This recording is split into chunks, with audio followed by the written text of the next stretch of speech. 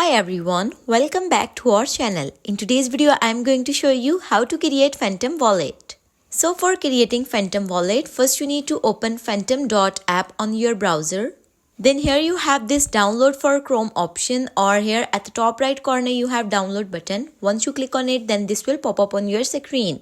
Here you have 4 options, like you can download it for Firefox, Chrome, Brave and Edge. So here I click on Chrome.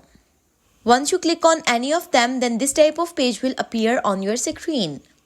Then on this page, you have the option of add to Chrome. Just tap on it. Once you click on it, then this will pop up on your screen. Here you need to click on add extension. Then wait for at least 15 to 20 seconds. Then here you can see this extension is added to my Chrome. Then go to extensions, then this will pop up. Here click on Phantom, then this type of page will appear. Here you have 2 options, create a new wallet and I already have a wallet. So click on create a new wallet.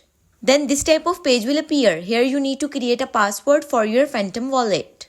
Once you create password, then here you have this option, I agree to the terms of service. Click on it and then tap on continue.